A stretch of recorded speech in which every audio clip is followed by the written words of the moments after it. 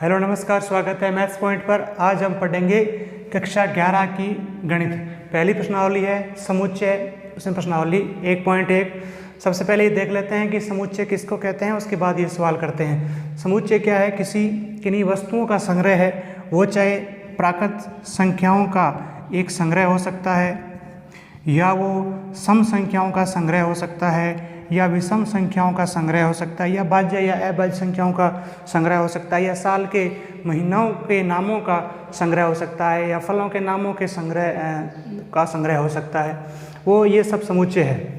तो पहला प्रश्न है कि निम्न में से कौन से समुच्चय है? अपने उत्तर का औचित्य दीजिए। इनमें से कौन कौन समुच्चय है? तो समुच्चय का मतलब ये है कि वो वेल डिफाइंड होना चाहिए, यानी सुपरिभाषित हो, और उसके जो भी समुच्चय के अंदर वस्तु है, जिनको हम अवयव कहते हैं, एलिमेंट कहते हैं, वो एलिमेंट सुपरिभाषित होने चाहिए। हमें पता होना चाहिए कि इस तरीके के इसमें एलिमेंट है या ये एलिमेंट होंगे। जैसे पहला है कि जे अक्षर से प्रारंभ होने वाले वर्ष के सभी महीनों के नाम जो जे से शुरू होता है, तो जे से शुरू होने वाले जनवरी है, फिर जनवरी के बाद जून है, जुलाई है। इस तरीके से हमें पता है कि जे से शुरू होने वाले कौन कौन से महीनों के नाम हो सकते हैं। तो ये एक समुच्चय है। उसके बाद भारत के 10 सबसे अधिक प्रतिभाशाली लेखकों का संग्रह, ये समुच्चय नहीं हो सकता, क्योंकि प्रतिभाशाली का पैमाना नहीं है। किसी के लिए कोई प्रतिभाशाली हो सकता है, किसी के लिए ना हो। जैसे इसी तरीके से विश्व के सर्वश्रेष्ठ 11 बल्लेबाजों का संग्रह, तो सर्वश्रेष्ठ का भी कोई पैमाना नहीं होता। किसी के लिए कोई बल्लेबाज सर्वश्रेष्ठ होता है, किसी के लिए वही बल्लेबाज सर्वश्रेष्ठ नहीं हो सकता। तो ये समुच्चय नहीं है। इसी तरीके से आपकी कक्षा के सभी बालकों का संग्रह, आपकी कक्षा में पढ़ने वाले सभी बच्चों के नाम आ जाएंगे यहाँ पर एक एक करके, वो एक समुच्चय हो सकता है। अंकित, सोनू, मोनू, जो भी नाम है, सभी बालकों के नाम आ जाएंगे। वो आपकी कक्षा का एक बालकों का संग्रह है, वो एक समुच्चय हो जाएगा। इसी तरीके से 100 से कम सभी प्राकृत संख्याओं का संग्रह, 100 से कम यानी 1, 2, 3, 4, ये सारी प्राकृत संख्याएँ 100 तक, तो ये एक समुच्चय हो गया है। समुच्चय में अवयवों की संख्या असीमित हो सकती है या सीमित भी हो सकती है। लेखक प्रेमचंद द्वारा लिखित उपन्यासों का संग्रह, ये भी एक समुच्चय हो सकता है। प्रेमचंद जी द्वारा लिखे गए उपन्यासों के नाम आ सकते हैं, जैसे गोदान है, रंगभूमि है, कफन है, इस तरीके से मानसरोवर है। जो भी उन्होंने उपन्यास लिखे हैं उनके नाम आ जाएंगे सभी के, तो ये एक समुच्चय हो सकता है। सभी सम पूर्णांकों का संग्रह, सम संख्याएं 0, 2, 4, 6, 8, ये सारी सम संख्याएं हैं, तो ये भी एक समुच्चय है। इस अध्याय में आने वाले प्रश्नों का संग्रह, पहला प्रश्न, दूसरा जो भी है वो भी एक समुच्चय है। विश्व के सबसे अधिक खतरनाक जानवरों का संग्रह, ये समुच्चय नहीं हो सकता।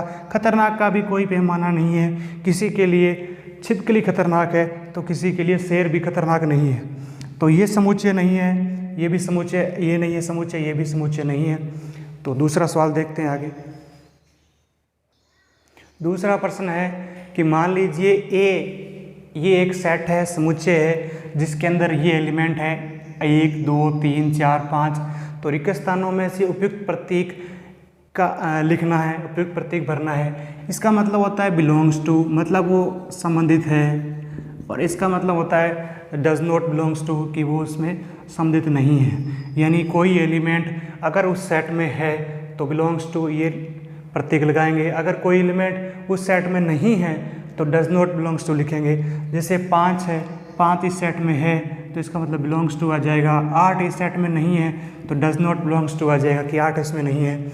0 भी इसमें नहीं है तो डज नॉट बिलोंग्स टू आ जाएगा। 4 इसमें सेट ए में एलिमेंट है तो 4 बिलोंग्स टू ए आ जाएगा, और 2 भी ए के अंदर है तो 2 बिलोंग्स टू ए आ जाएगा। इसी तरीके से 10 इस सेट का अवयव नहीं है तो डज नॉट बिलोंग्स टू आ जाएगा कि 10 इसके अंदर नहीं है।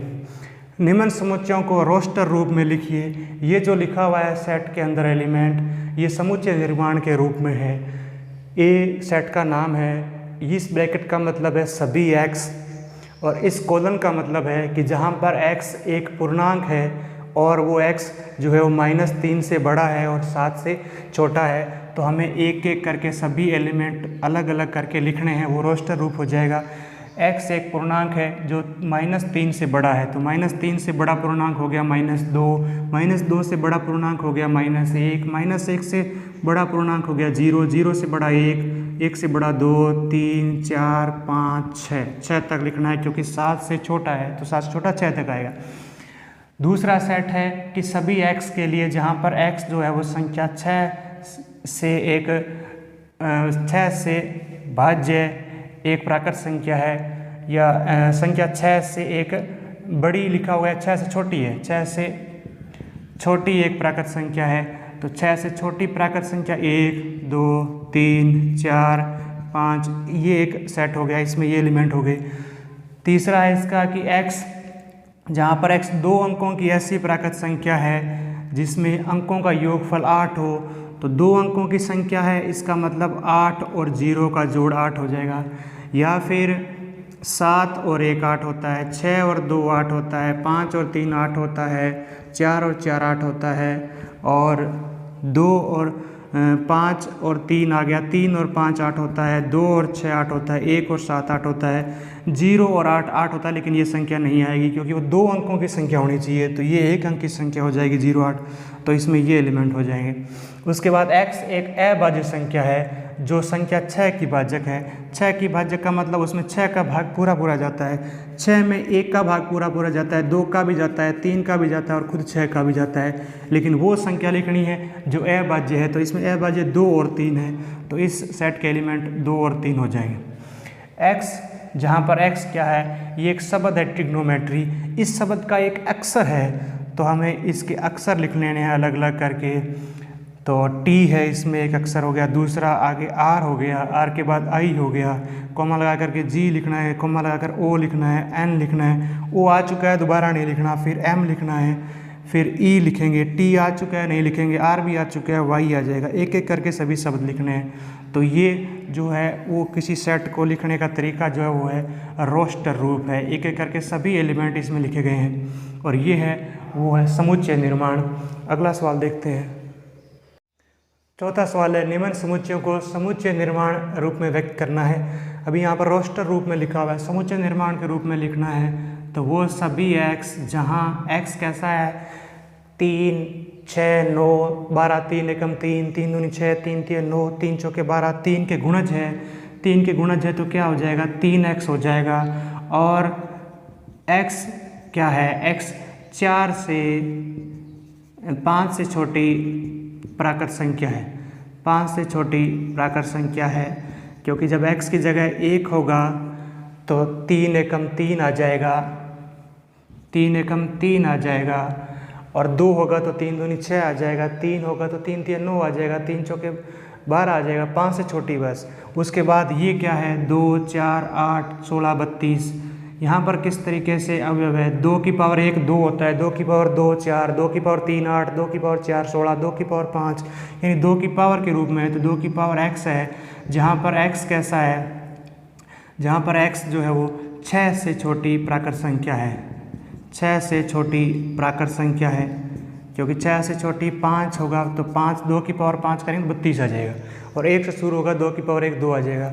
ये जो है वो 2 4 6, ये क्या है, ये 2 के गुणज है, 2 एकम 2, 2 दूनी 4, 2 तिये 6, इस तरीके से चल रहा है, तो 2 के गुणज है। जहाँ पर x क्या है, x एक प्राकृत संख्या है, x की जगह 1 लिखेंगे तो 2 एकम 2, x की जगह 2 लिखेंगे तो 2 दूनी 4, 3 लिखेंगे 2 तिये 6, इसी तरीके से सारे एलिमेंट आते जाएंगे। यहाँ पर क्या है, ये 1 4 9 है, तो ये हम देख रहे हैं कि ये 1 का वर्ग है, 2 का वर्ग है, 3 का वर्ग, आगे 4 का वर्ग, लास्ट 10 का वर्ग आएगा। इसका मतलब ये किस तरीके का एलिमेंट है, x स्क्वायर है, यानी प्रत्येक संख्या का वर्ग हो रहा है, और जहाँ पर x क्या है, x 11 से छोटी एक प्राकृत संख्या है, 11 से छोटी प्राकृत संख्या है, 11 से छोटी प्राकृत संख्या 10 होगी, 10 का वर्ग लास्ट इसमें 100 आ जाएगा।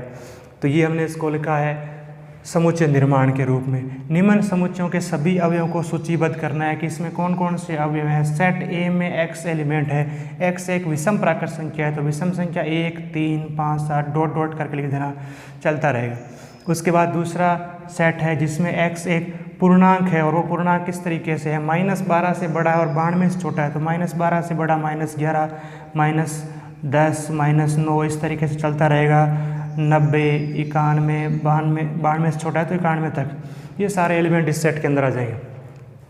फिर ये सी है कि x एक पूर्णांक है जिसका वर्ग 4 या 4 से छोटा होना चाहिए, तो वो एलिमेंट लिखने हैं जिसका वर्ग करेंगे तो वो 4 से छोटा आना चाहिए या 4 आना चाहिए। 0 का वर्ग 0 तो 1 0 हो जाएगा, 1 का वर्ग 1, 2 का वर्ग 4 आ जाएगा, 3 इसमें नहीं आएगा क्योंकि 3 का वर्ग 9 हो जाएगा जो 4 से बड़ा हो जाएगा, लेकिन वर्ग 4 से छोटा होना चाहिए। तो -1 का वर्ग भी इसमें 1 होता है वो भी आ जाएगा, और -2 का वर्ग 4 होता है वो भी इसके अंदर आ जाएगा। तो इस सेट के अंदर एलिमेंट ये 5 एलिमेंट हो जाएंगे।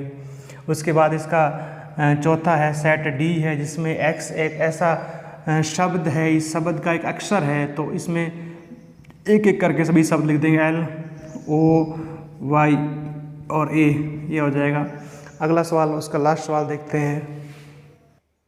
इस प्रश्नावली का छठा और लास्ट सवाल, मिलान कीजिए। यहाँ बाएं भाग में रोस्टर रूप में सेट लिखे हुए हैं और वही सेट यहाँ पर समुच्चय निर्माण रूप में लिखे हुए हैं दाएं भाग में। तो सबसे पहले सेट ए देखना है कि इसमें से कौन सा है। तो x ऐसा है जहाँ पर x एक अभाज्य संख्या है और 6 की भाजक भी है। अभाज्य संख्या 2 और 3 है, जो जिसका 6 में भाग पूरा जाता है, तो ये सेट हो गया।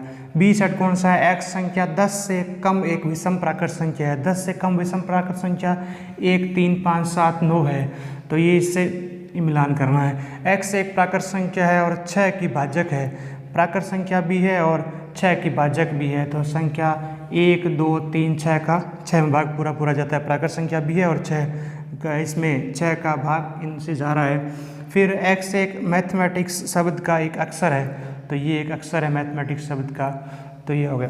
धन्यवाद।